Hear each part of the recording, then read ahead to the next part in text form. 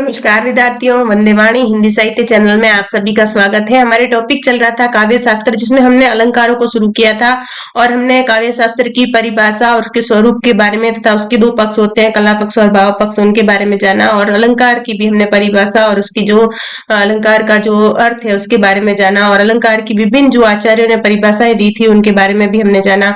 और फिर हमने कहा था कि अलंकारों को मुख्यतः दो भागों में बांटा गया है, पहला है शब्द अलंकार, दूसरा अर्थ अलंकार। और कुछ विद्वान आचार्यों ने जो है इसका जो है तीसरा भाग भी किया, जिसे हमने उभय अलंकार कहा है। तो विद्यार्थियों, आज जो हम पढ़ने जा रहे हैं, आज की क्लास में हम जो है अलंकार में जो पहला हमारा भाग है शब्द अलंकार, उसके बारे में हम पढ़ेंगे। तो शुरू करते हैं हम शब्द अलंकार। तो शब्द अलंकार में विद्यार्थियों, शब्द अलंकार शब्द जो होते हैं वो शब्द पर आधारित होते हैं। शब्द अलंकार शब्द पर आधारित होते हैं। यदि शब्द के स्थान पर उसका पर्यायवाची रख दें तो अलंकार समाप्त हो जाता है, यानी उसमें चमत्कार नहीं रहता है, क्योंकि इसमें शब्दों के माध्यम से काव्य में सौंदर्य का भाव पैदा होता है। प्रमुख शब्द अलंकार निम्नलिखित है। इनको देखने से पहले एक बार इसको हम वापस पढ़ते हैं, एक बार पुनः इसका जो है अध्ययन करते हैं कि शब्द अलंकार ये कैसे होते हैं। तो विद्यार्थियों, शब्द अलंकार शब्द पर आधारित होते हैं। यदि शब्द के स्थान पर उसका पर्यायवाची रख दें, शब्द के स्थान पर उसका पर्यायवाची रख दें तो अलंकार समाप्त हो जाता है, यानी उसमें चमत्कार नहीं रहता है, क्योंकि इसमें शब्दों के माध्यम से ही काव्य में सौंदर्य का भाव पैदा होता है। प्रमुख शब्द अलंकार निम्नलिखित है। तो पहला है इसमें श्लेष अलंकार, दूसरा अनुप्रास अलंकार, तीसरा यमक अलंकार, चौथा वक्रोक्ति अलंकार और पांचवा पुनरुक्ति प्रकाश अलंकार। तो सबसे पहले हम श्लेष अलंकार को लेंगे और श्लेष अलंकार के बारे में जानेंगे कि श्लेष अलंकार में क्या होता है। तो श्लेष अलंकार में श्लेष यानी चिपका हुआ या अनेक अर्थ, मतलब एक शब्द होता है लेकिन उसके जो अर्थ होते हैं अनेक अर्थ होते हैं, यानी कि उसके चिपके हुए अनेक अर्थ हमें मिलेंगे। जहां पर ऐसे शब्दों का प्रयोग हो जिनसे एक से अधिक अर्थ निकलते हो, अर्थात जिस शब्द के अनेक अर्थ निकलते हो, वहां श्लेष अलंकार होता है। यानी कि श्लेष अलंकार, श्लेष यानी चिपका हुआ या अनेक अर्थ वाला, जहां पर ऐसे शब्दों का प्रयोग हो जिनसे एक से अधिक अर्थ निकलते हो, अर्थात जिस शब्द के अनेक अर्थ निकलते हो, वहां श्लेष अलंकार होता है। और श्लेष अलंकार के दो भेद किए गए हैं, पहला अभंग श्लेष और दूसरा सबंग श्लेष। अभंग का मतलब बिना तोड़े हुए भी हमें शब्द का अर्थ पता चल जाता है, और सबंग का अर्थ होता है जिसमें हम उन शब्दों को तोड़ेंगे तब उसके बारे में हमें पता चलेगा कि यहाँ पे श्लेष अलंकार है।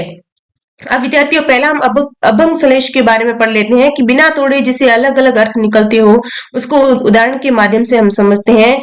जैसे रहीमन पानी राखिए, बिन पानी सब सून, पानी गए न उबरे, मोती मानस चून। एक बार इसको पुनः पढ़ते हैं विद्यार्थियों कि रहीमन पानी राखिए, बिन पानी सब सून, पानी गए न उबरे, मोती मानस चून। यहाँ पे देखो, इसमें पानी शब्द का जो है अलग अलग अर्थ है। पानी शब्द का जो है हर एक के लिए अलग अलग यहाँ पे अर्थ निकलता है। जैसे मोती के लिए पानी का अर्थ चमक है, यानी कि मोती जो है अपने पानी के बिना, यानी कि चमक के बिना कोई काम का नहीं है, यानी कि मोती के लिए जो है पानी का अर्थ चमक से है।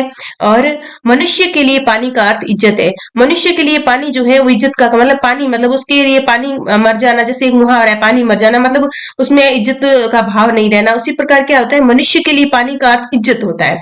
यहाँ कहते हैं ना कि इसका तो पानी उतार दिया, यानी कि इज्जत उतारना। तो इज्जत, पानी का अर्थ यहाँ पे क्या होता है, पानी का अर्थ यहाँ पे इज्जत से लिया गया। तो मनुष्य के लिए पानी का अर्थ इज्जत हो जाएगा।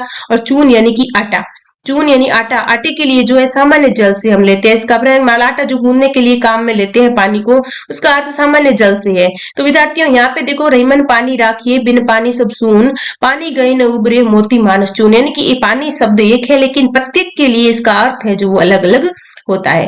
दूसरा देखिए उदाहरण आप, चरण धरत चिंता करत, भावे नींद न सोर, सुवर्ण को ढूंढत फिरत, कवि कामू और चोर। यहाँ पे देखो सुवर्ण शब्द आया है, लेकिन ये प्रत्येक के लिए इसका जो अर्थ है वो अलग अलग होता है। एक बार इसको पुनः पढ़ते हैं विद्यार्थियों कि चरण धरत चिंता करत, भावे नींद न सोर, सुवर्ण को ढूंढत फिरत, कवि कामी और चोर। कवि मतलब जो कविताएं करता है, कामी मतलब व्यभिचारी व्यक्ति, और चोर मतलब जो चोरी करने आया हुआ है। उनके लिए क्या होता है कि सुवर्ण का अर्थ अलग अलग होता है। इसमें प्रत्येक के लिए सुवर्ण का अलग अर्थ है। कवि के लिए सुवर्ण यानी कि सुंदर वर्ण, उनको सुंदर वर्ण चाहिए जिससे वो अच्छी सी कविताएं कर सके। सुंदर वर्ण या अक्षर, जिसके लिए वो उन अक्षरों को या वर्णों को ढूंढता फिरता है कि सुंदर मेरे को वर्ण मिल जाए तो मैं अच्छी कविता बना दूं। और व्यभिचारी, व्यभिचारी व्यक्ति के लिए सुवर्ण का अर्थ होता है सुंदर स्त्री से, यानी कि सुंदर रमणी से। उसके लिए तो हमेशा सुवर्ण की स्त्री यानी कि गौर वर्ण की सुंदर स्त्री को ही वो ढूंढता फिरता है। व्यभिचारी व्यक्ति के लिए सुंदर जो है स्त्री से सुवर्ण का अर्थ लिया गया है। और चोर के लिए सुवर्ण का अर्थ सोने से है, यानी कि चोर तो सोने को चोरी करने के लिए ही ढूंढता रहता है, उसको धन की प्राप्ति के लिए वो सोने को ढूंढता फिरता है। तो चोर के लिए सुवर्ण का अर्थ जो है वो होता है सोने से। अब विद्यार्थियों इससे आगे हम पढ़ते हैं कि सबंग श्लेष जो है, सबंग श्लेष क्या होता है। तो सबंग श्लेष जहाँ एक ही शब्द के टुकड़े करने पर कई अर्थ निकलते हो वहां सबंग श्लेष होता है। मतलब जब शब्द को तोड़ेंगे, उसके टुकड़े करेंगे, तभी हमें पता चलेगा कि यहाँ पे श्लेष अलंकार है या नहीं है। तो इसका जो दूसरा पेड़ है सबंग श्लेष, इसको हम पढ़ते हैं। इसको हम उदाहरण के माध्यम से समझते हैं कि इसको कैसे तोड़ने से पता चलेगा कि यहाँ पे श्लेष अलंकार है। तो चिरंजीवो जोरी जुरे क्यों न स्नेह गंभीर को घटी ये वर्ष भानुजा वे हलधर के वीर। एक बार इसको पुनः पढ़ते हैं विद्यार्थियों कि चिरंजीवो जोरी जुरे क्यों न स्नेह गंभीर को घटी ये वर्ष भानुजा वे हलधर के वीर। यह सबंग श्लेष का उदाहरण है क्योंकि इसमें एक शब्द के टुकड़े करने पर अलग अलग अर्थ निकलते हैं। यहाँ पे देखो वर्ष भानुजा शब्द है, तो वर्ष भानुजा शब्द है और एक हलधर शब्द है। इन दोनों के जब हम टुकड़े करेंगे तब हमें पता चलेगा कि यहाँ पे श्लेष अलंकार है। यहाँ पे देखो वर्ष भानुजा, जब इसको तोड़ेंगे वर्षभ भानु प्लस जा, तो वर्ष भानु राजा है और जा यानी कि जन्म देने वाला, यानी कि वर्ष भानुजा यानी पुत्री।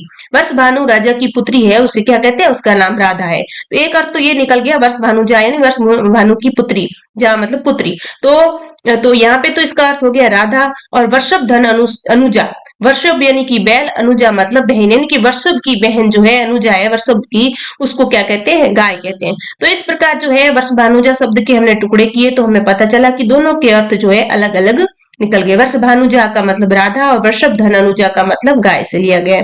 उसी प्रकार हलधर, हलधर में भी देखो एक तो अर्थ इसका बैल से होता है, एक होता है बलराम से। बैल मतलब जो हल को धारण कर, बैल मतलब जो हल चलाता है, खेती के काम आता है। और बलराम जो अपने कंधे पे हमेशा हल को रखे रखता है। तो विद्यार्थियों यहाँ पे भी हलधर के दो हमें अर्थ मिल गए, जिसमें एक का अर्थ होता है बैल और दूसरा होता है हमारे बलराम।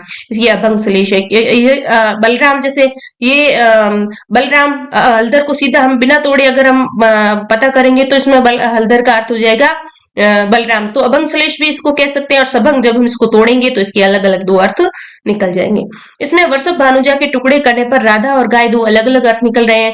इसी तरह हलधर का अर्थ भी बैल हल जोतने वाला व बलराम हल को धारण करने वाला अलग अलग निकल रहे हैं। तो विद्यार्थियों एक में तो हम जब तोड़ते हैं तो अर्थ निकलता है और एक में बिना तोड़े ही उसका अर्थ निकल जाता है। तो बिना तोड़े अर्थ निकलता है उसको अभंग श्लेष कहते हैं, और तोड़ने के बाद में जो अर्थ हमें मालूम होता है कि श्लेष अलंकार है तो उसको सबंग श्लेष कहते हैं। तो विद्यार्थियों आज के लिए इतना ही। कल की क्लास में हम इससे आगे का जो अलंकार है उसके बारे में पढ़ेंगे। धन्यवाद।